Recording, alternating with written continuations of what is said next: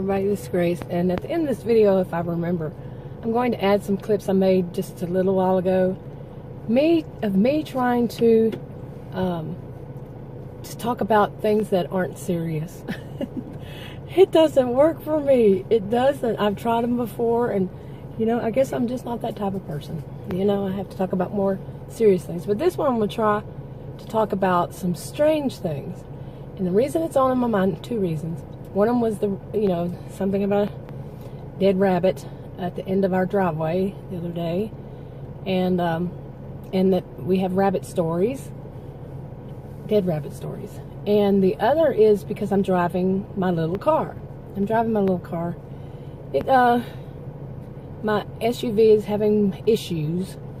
It doesn't want to start all the time, and the window doesn't want to roll up. And it seems like it's something related to the weather.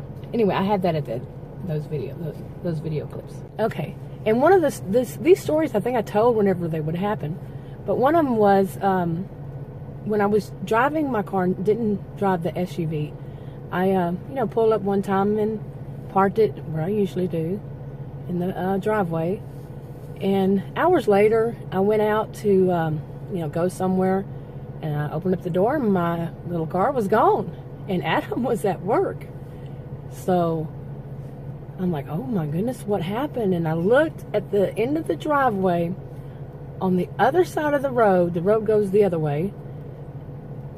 Over us, on the other side of it, was my little car. It was on top of, it had rolled over the curb and was had almost hit another fence. It was on that. So I had to call AAA because it's a short little car, and I was afraid that it was going to scratch the bottom up and everything real bad.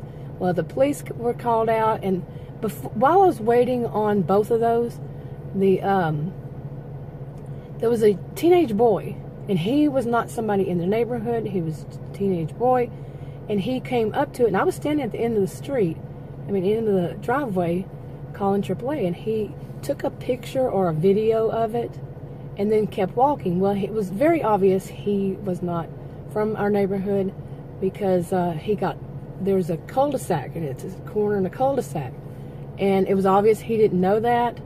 And he came back by, and I was still standing there waiting, and he walked by right in front of me. He goes, "Have you seen a $20 bill I lost? I dropped it somewhere." And I'm like, "Yeah, right." I told him no, and it was obvious. In my mind, now what would you think? In my mind, it was that he was put up to it as a prank. You know what I'm saying? And it's a standard, and I always make sure that I put the brake on and even leave it in gear and all that.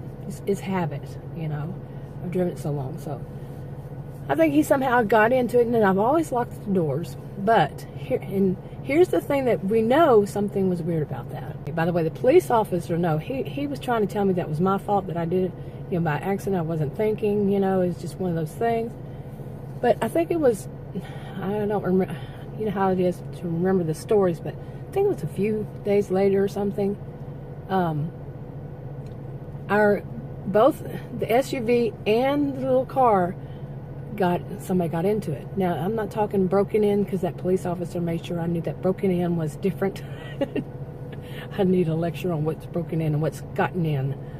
But somebody got in both of our automobiles. He didn't have the new SUV then. And they got into them and took things out of the consoles on both of them. Now, we always lock our automobiles. So, that's very obvious. Somehow they were getting in. And then there was a whole bunch, we found out there was a whole bunch in the suburb that's not too far from us. Yeah, somebody's going around getting in. They're not breaking in. They're getting in. They were getting in, people's cars and going through the consoles to find whatever. All of a sudden getting really busy out here. But I parked on this end so I wouldn't have so many people in it. So anyway, another thing about the car, I don't remember if it was before then or after then, whenever it was, but I had the little car in the garage. Okay, shut the garage and all that. And then one day I was hearing some noise out in the garage, and I was like, I didn't know where it was. It was just, I couldn't tell what direction it was coming from. It was a really weird screeching noise. Like animals screeching. And hours later, I went to get in my car to go, somewhere ever. And it was in the garage, and the hood of the car was open. I was like, okay, that's weird. Now, the garage door was shut and locked. So I walked up to the car, I opened up the door after that, and I looked in the, for some reason, I went to put the hood down, and I saw something. Okay, there must be something going on in there, because it all of a sudden got busy. But, so I looked, I saw something, which was, I usually don't do it, you just shut the hood, and I looked and I saw something, and there was something wrapped around part of the motor, like wrapped around it. And I went, oh my goodness. And I went to put my hand down or something, and I saw a little bird sitting on top of it dead. So, oh, poor little bird. That could happen. It could get in there. You're driving down the road and a little bird somehow gets in there. But no, that wasn't enough. I looked to see what that was wrapped around part of the motor, and it was a dead rabbit. So that's probably what that noise was. But think about it. A dead rabbit and a dead bird in your motor, both at the same time. It was so freaking weird to me. And then now we had, just the other day, a dead rabbit in a garbage bag at the end of our driveway. That's why I say, and I'm thinking it's coincidence. Sometimes a dead rabbit is just a dead rabbit, right? I hope so. Okay, more.